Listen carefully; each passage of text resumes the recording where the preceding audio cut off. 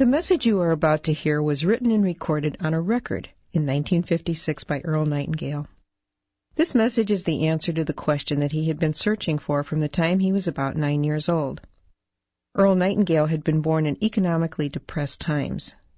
As a child, because they were so poor, Earl desperately wanted to know why some people grew up to enjoy prosperity, while others, like his family, struggled merely to survive. Unable to find answers to his questions from grown-ups, Earl began reading everything he could, believing that someone, somewhere, had the answer. Many years passed, and when Earl was 35 years old, he wrote and recorded this message. It was to be played one Saturday morning to a small group of salesmen during his absence. When Earl returned, he learned that the message had made such a positive impact on the men, they wanted copies to share with their friends and family. Earl arranged with Columbia Records to duplicate the record to meet the many requests. Much to Earl's surprise, in very little time, without any real advertising or marketing, over 1 million copies had been sold, and he received a gold record. Earl called the message The Strangest Secret. And this single recording was the seedling from which the entire personal development industry grew. And because Earl had discovered the true meaning of the strangest secret, which determines the outcome of one's life, he went from poverty to become one of the most highly recognized voices and names throughout the United States and from the West Indies to South Africa.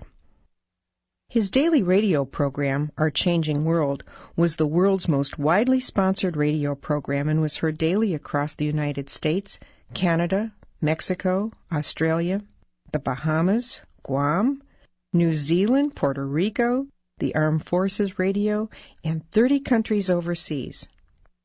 I'm Diana Nightingale, and since my husband's death in 1989, I have continually looked for new effective ways to continue to share Earl's many messages of inspiration with the world. The personal development industry is so vast today, and yet people around the world attribute the strangest secret as being the one message that has most positively affected their lives. Earl revised the strangest secret several times over the past 40 years as times changed.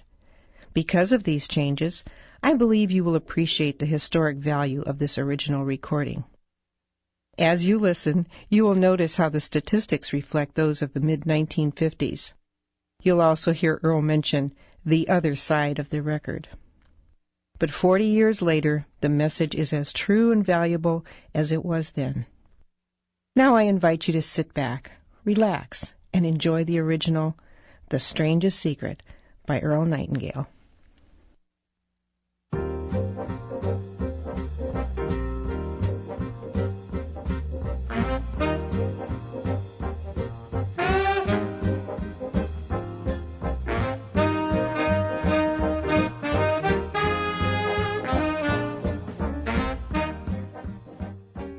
I'd like to tell you about the strangest secret in the world.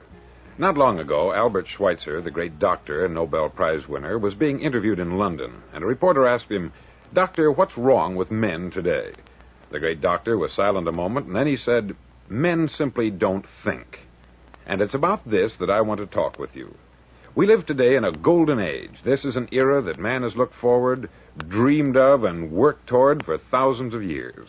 But since it's here, we pretty well take it for granted. We in America are particularly fortunate to live in the richest land that ever existed on the face of the earth, a land of abundant opportunity for everyone. But do you know what happens? Let's take 100 men who start even at the age of 25. Do you have any idea what will happen to those men by the time they're 65? These 100 men who all start even at the age of 25 believe they're going to be successful. If you asked any one of these men if he wanted to be a success, he'd tell you that he did. And you'd notice that he was eager toward life, that there was a certain sparkle to his eye, an erectness to his carriage, and life seemed like a pretty interesting adventure to him. But by the time they're 65, 1 will be rich, 4 will be financially independent, 5 will still be working, 54 will be broke. Now think a moment. Out of the 100, only 5 make the grade. Why do so many fail? What has happened to the sparkle that was there when they were 25?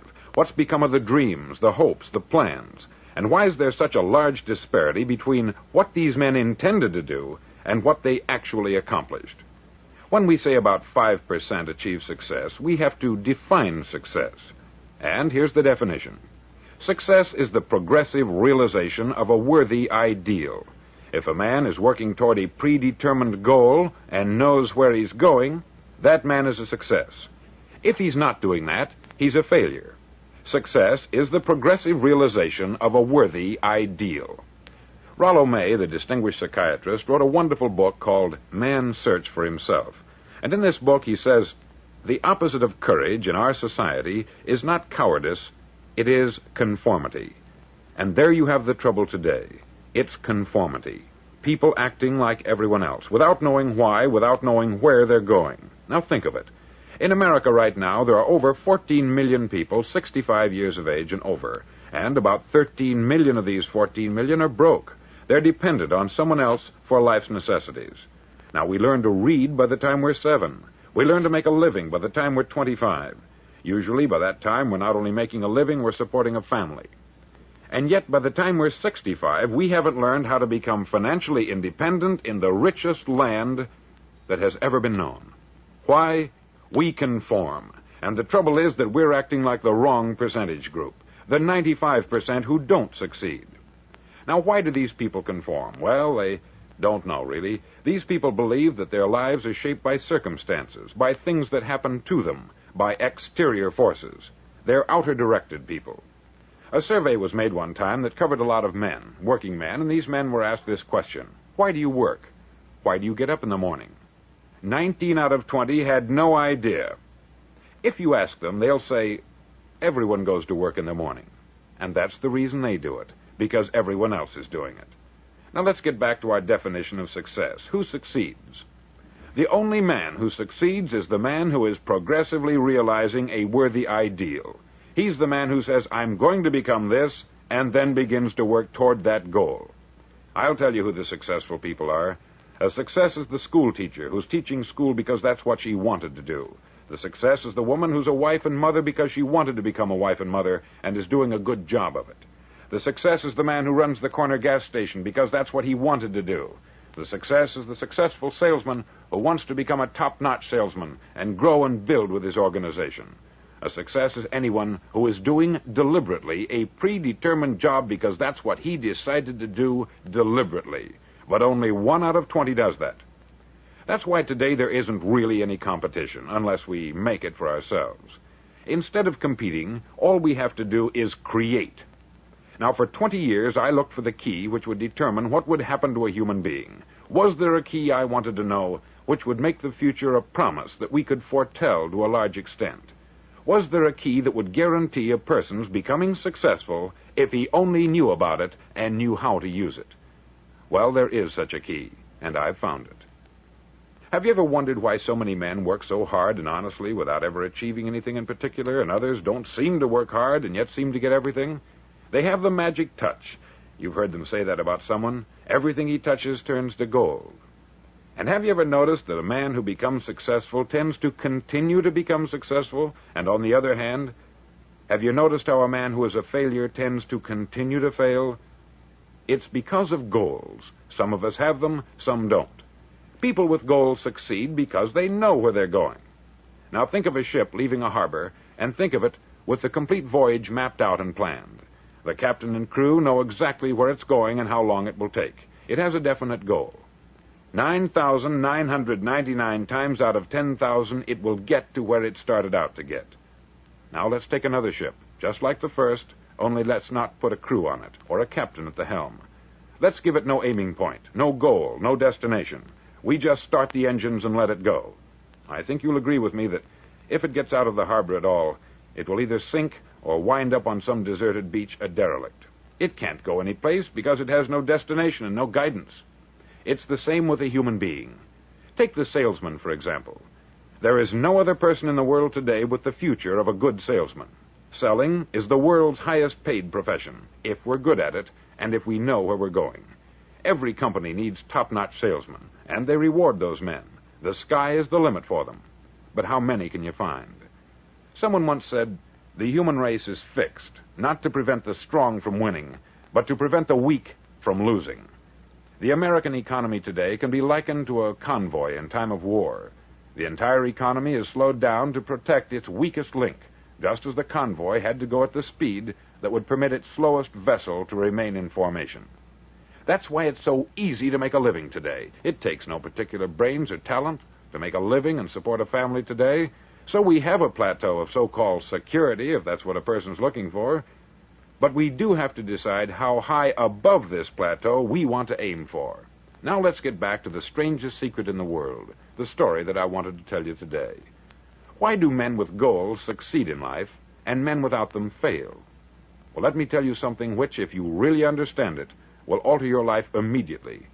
If you understand completely what I'm going to tell you from this moment on, your life will never be the same again. You'll suddenly find that good luck just seems to be attracted to you. The things you want just seem to fall in line. And from now on, you won't have the problems, the worries, the gnawing lump of anxiety that perhaps you've experienced before. Doubt, fear, well, they'll be things of the past. Here's the key to success, and the key to failure.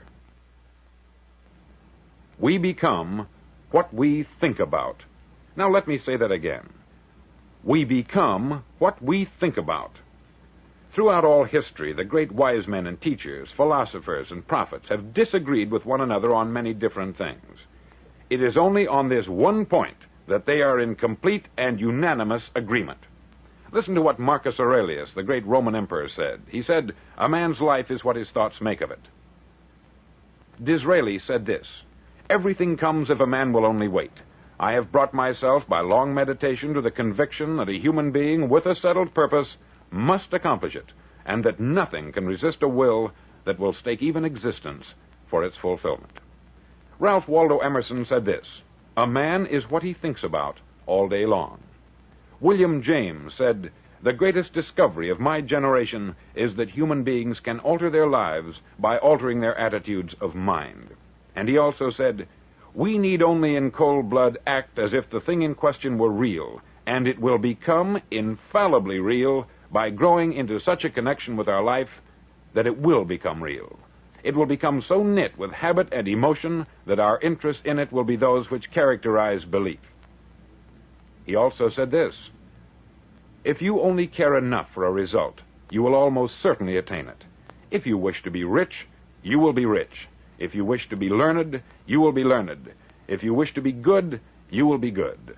Only you must then really wish these things, and wish them exclusively, and not wish at the same time 100 other incompatible things just as strongly."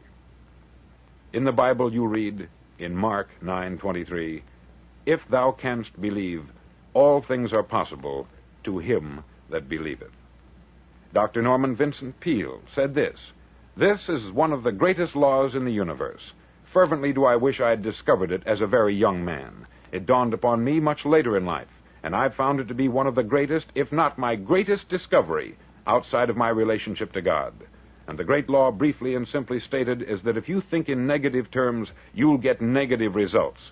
If you think in positive terms, you will achieve positive results. That is the simple fact which is at the basis of an astonishing law of prosperity and success. In 3 words, believe and succeed." William Shakespeare put it this way, "Our doubts are traitors, and make us lose the good we oft might win by fearing to attempt." George Bernard Shaw said, "People are always blaming their circumstances for what they are. I don't believe in circumstances. The people who get on in this world are the people who get up and look for the circumstances they want, and if they can't find them, make them." Well, it's pretty apparent, isn't it?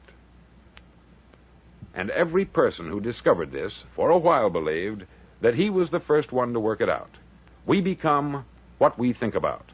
Now, it stands to reason that a person who's thinking about a concrete and worthwhile goal is going to reach it, because that's what he's thinking about. And we become what we think about. Conversely, the man who has no goal, who doesn't know where he's going, and whose thoughts must therefore be thoughts of confusion and anxiety and fear and worry, becomes what he thinks about.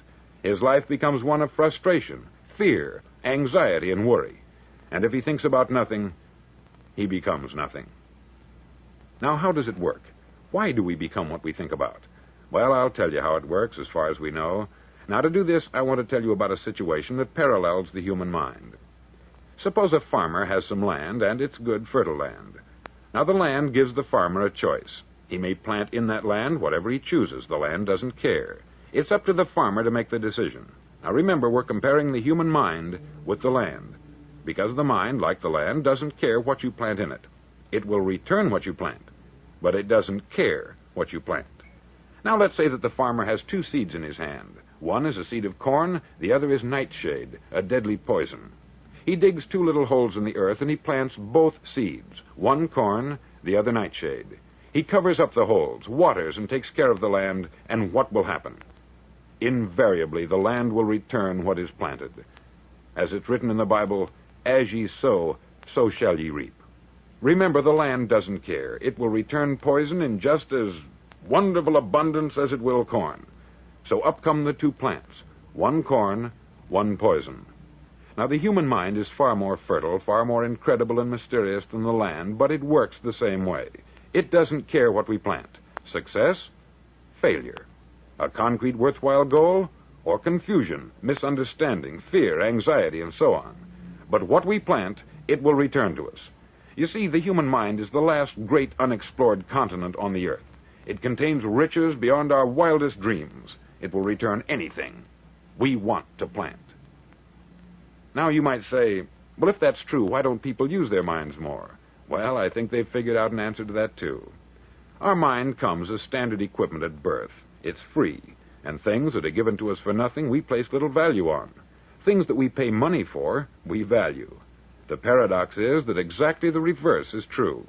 Everything that's really worthwhile in life came to us free. Our mind, our soul, our body, our hopes, our dreams, our ambitions, our intelligence, our love of family and children and friends.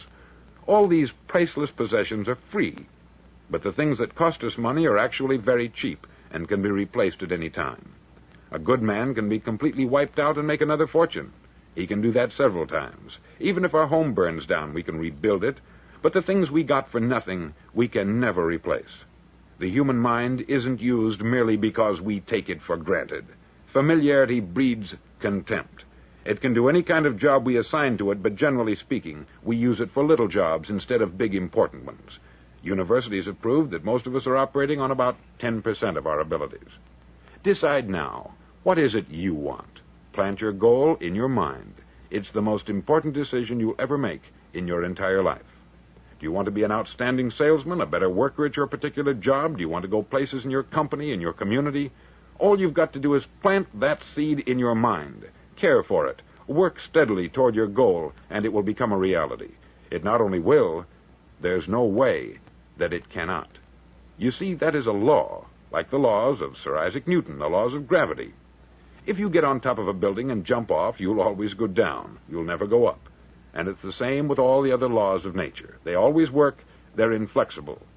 Think about your goal in a relaxed, positive way. Picture yourself in your mind's eye as having already achieved this goal. See yourself doing the things you will be doing when you've reached your goal. Ours has been called the phenobarbital age, the age of ulcers and nervous breakdowns.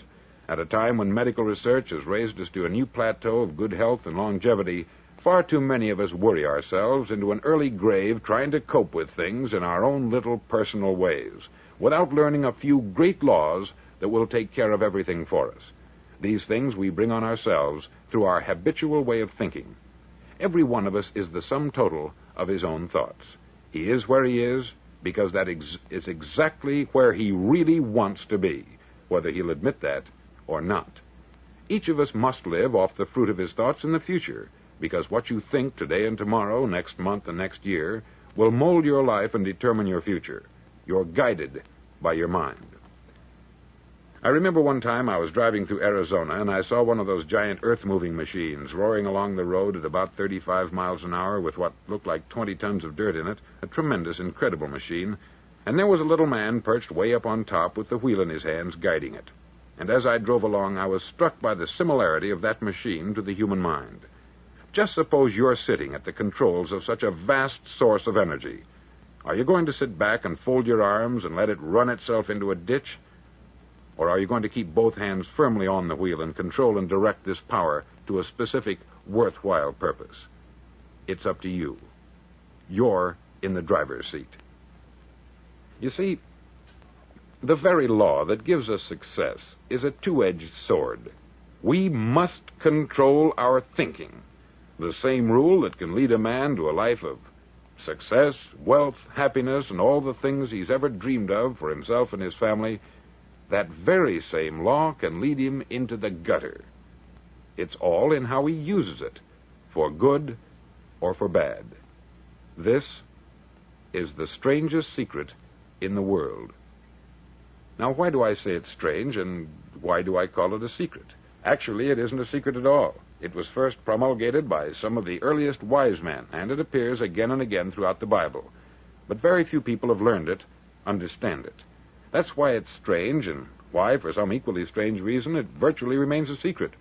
I believe that you could go out and walk down the main street of your town and ask one man after another what the secret of success is, and you probably wouldn't run into one man in a month who could tell you. Now, this information is enormously valuable to us if we really understand it and apply it. It's valuable to us not only for our own lives, but the lives of those around us, our family, employees, associates, and friends. Life should be an exciting adventure. It should never be a bore. A man should live fully, be alive. He should be glad to get out of bed in the morning. He should be doing a job he likes to do because he does it well. One time I heard Grove Patterson make a speech, the editor-in-chief of the Toledo Daily Blade, and as he concluded his speech, he said something that I've never forgotten. He said something like this: "My years in the newspaper business have convinced me of several things, among them that people are basically good, and that we came from someplace, and we're going someplace. So we should make our time here an exciting adventure. The architect of the universe didn't build a stairway leading nowhere." And the greatest teacher of all, the carpenter from the plains of Galilee, gave us the secret time and time again. As ye believe, so shall it be done unto you.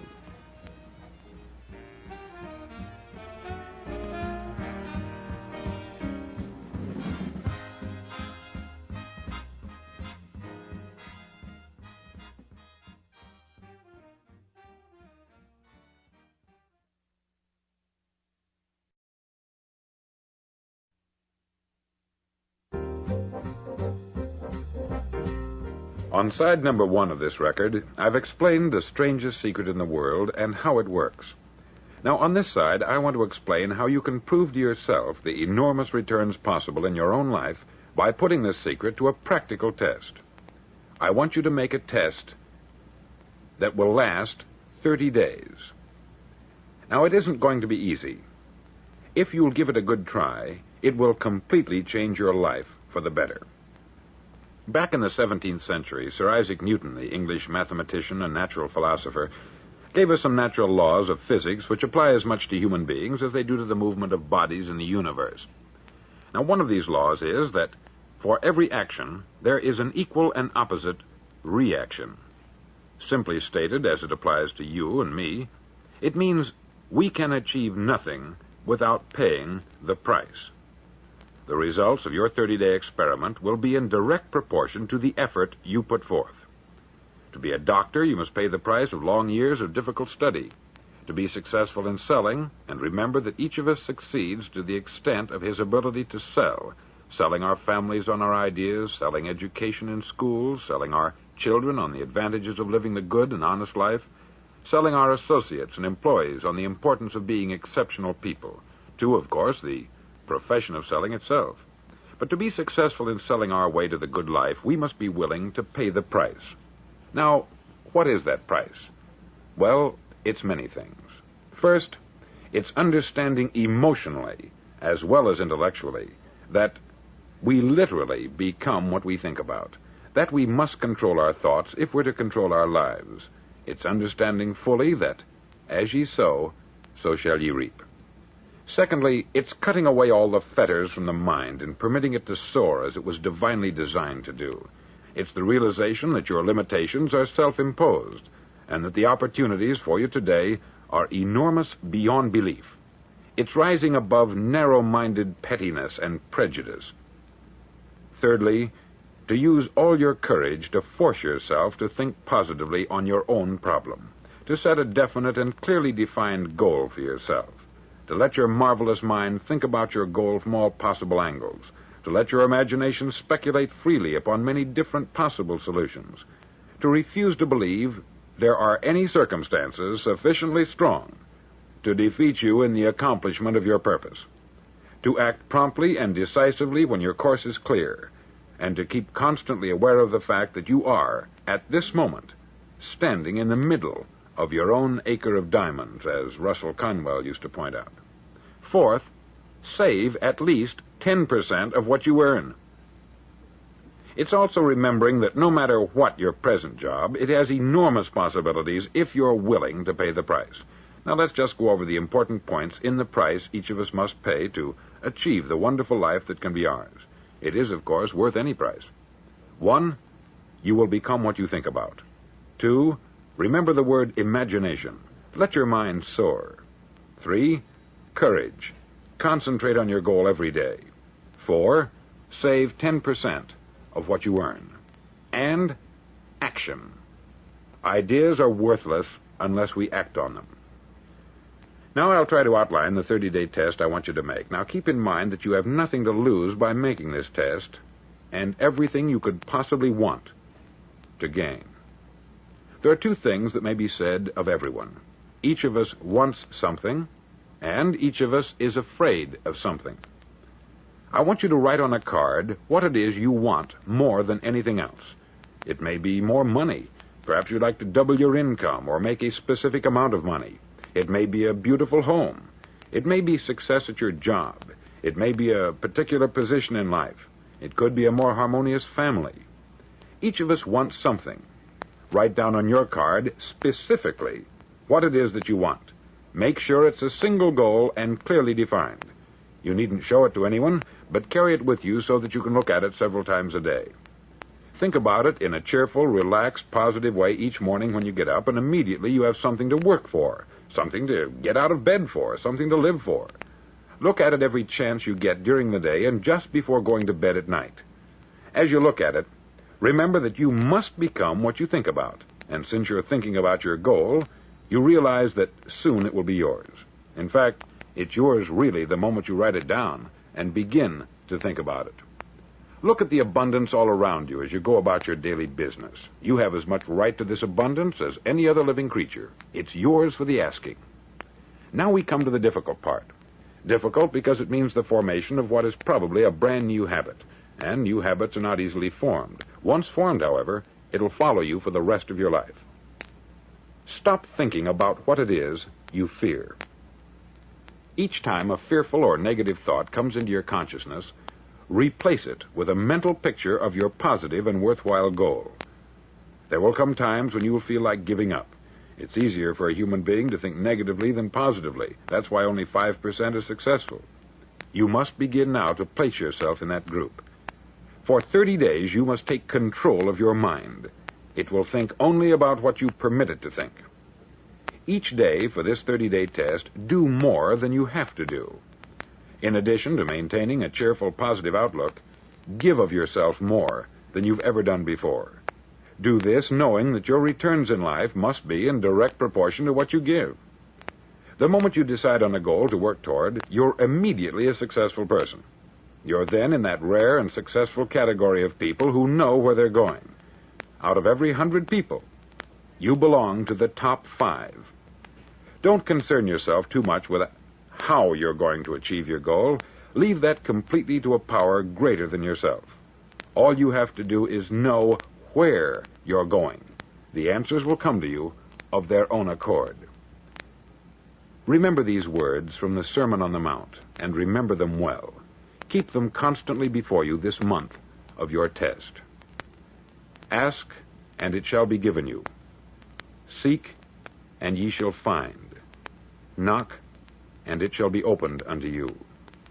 For every one that asketh receiveth, and he that seeketh findeth, and to him that knocketh it shall be opened. It's as marvelous and as simple as that. In fact, it's so simple that in our seemingly complicated world, it's difficult for an adult to understand that all he needs is a purpose and faith. For 30 days, do your best. If you're a salesman, go at it as you've never done before, not in hectic fashion, but with the calm, cheerful assurance that time well spent will give you the abundance in return you deserve and want. If you're a homemaker, devote your 30-day test to complete giving of yourself without thinking about receiving anything in return, and you will be amazed at the difference it makes in your life. No matter what your job, do it as you've never done it before for 30 days. And if you've kept your goal before you every day, you'll wonder and marvel at this new life you've found. Dorothea Brand, outstanding editor and writer, discovered it for herself and tells about it in her fine book, Wake Up and Live. Her entire philosophy is reduced to the words, act as though it were impossible to fail. She made her own test with sincerity and faith, and her entire life was changed to one of overwhelming success. Now you make your test for 30 full days. Don't start your test until you've made up your mind to stick with it. You see, by being persistent, you're demonstrating faith. Persistence is simply another word for faith. If you didn't have faith, you would never persist. If you should fail during your first 30 days, by that I mean suddenly find yourself overwhelmed by negative thoughts, you've got to start over again from that point and go 30 more days. Gradually, your new habit will form until you find yourself one of that wonderful minority to whom virtually nothing is impossible. Don't forget the card. It's vitally important as you begin this new way of living. On one side of the card, write your goal, whatever it may be. On the other side, write the words we've quoted from the Sermon on the Mount. Ask, and it shall be given you. Seek, and ye shall find. Knock, and it shall be opened unto you. In your spare time during your test period, read books that will help you. Inspirational books like the Bible, Dorothea Brand's Wake Up and Live, The Magic of Believing by Claude Bristol, Think and Grow Rich by Napoleon Hill, and other books that instruct and inspire. Nothing great was ever accomplished without inspiration. See that during these crucial first 30 days, your own inspiration is kept at a peak. Above all, don't worry. Worry brings fear, and fear is crippling. The only thing that can cause you to worry during your test is trying to do it all yourself. Know that all you have to do is hold your goal before you. Everything else will take care of itself. Remember also to keep calm and cheerful. Calm and cheerful. Don't let petty things annoy you and get you off course. Now, since making this test is difficult, some may say, well, why should I bother? Well, look at the alternative. No one wants to be a failure. No one really wants to be a mediocre individual.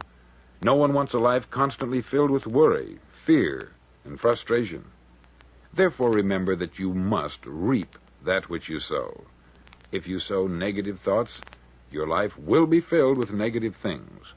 If you sow positive thoughts, your life will be cheerful, successful, and positive.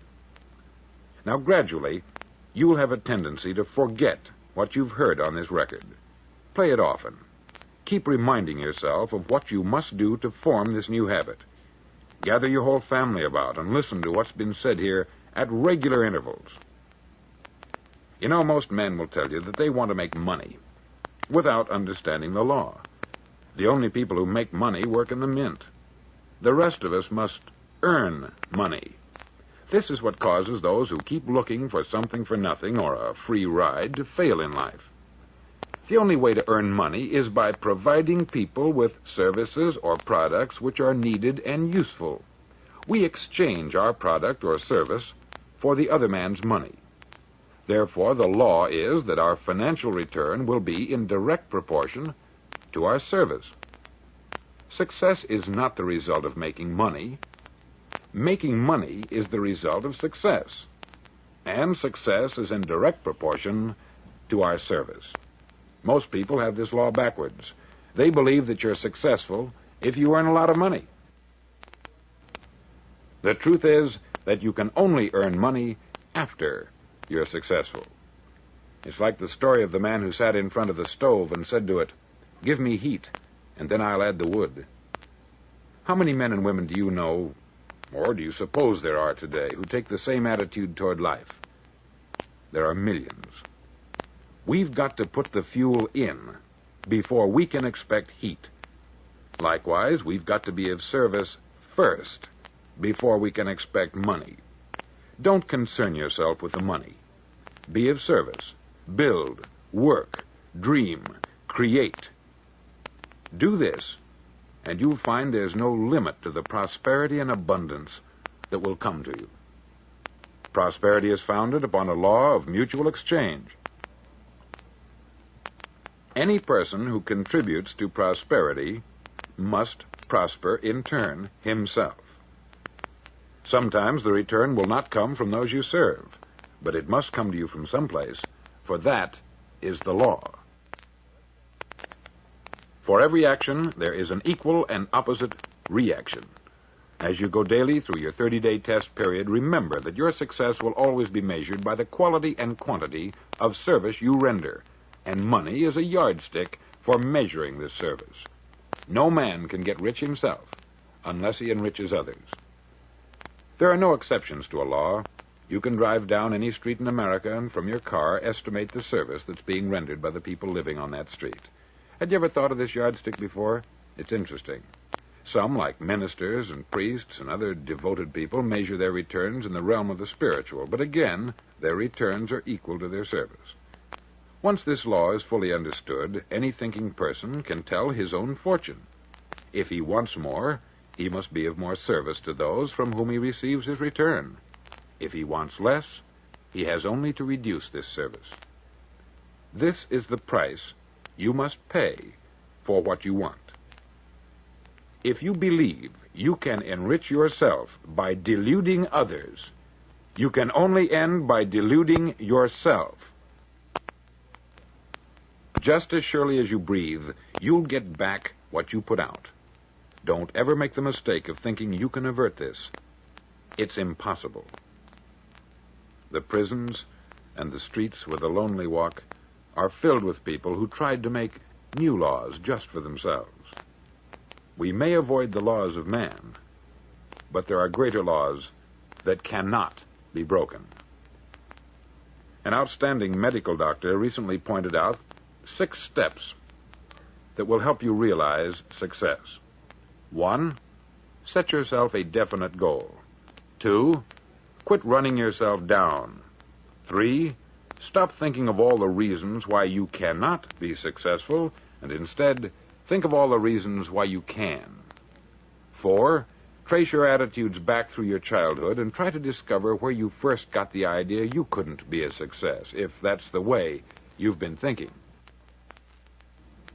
5, change the image you have of yourself by writing out a description of the person you would like to be. And 6, act the part of the successful person you have decided to become. The doctor who wrote those words is a noted West Coast psychiatrist, David Harold Fink, M.D. Do what all the experts since the dawn of recorded history have told you you must do. Pay the price by becoming the person you want to become. It's not nearly as difficult as living unsuccessfully. Make your 30-day test. Then repeat it. Then repeat it again. Each time it will become more a part of you until you'll wonder how you could ever have lived any other way. Live this new way, and the floodgates of abundance will open and pour over you more riches than you may have dreamed existed. Money? Yes, lots of it. But what's more important, you'll have peace. You'll be in that wonderful minority who lead calm, cheerful, successful lives.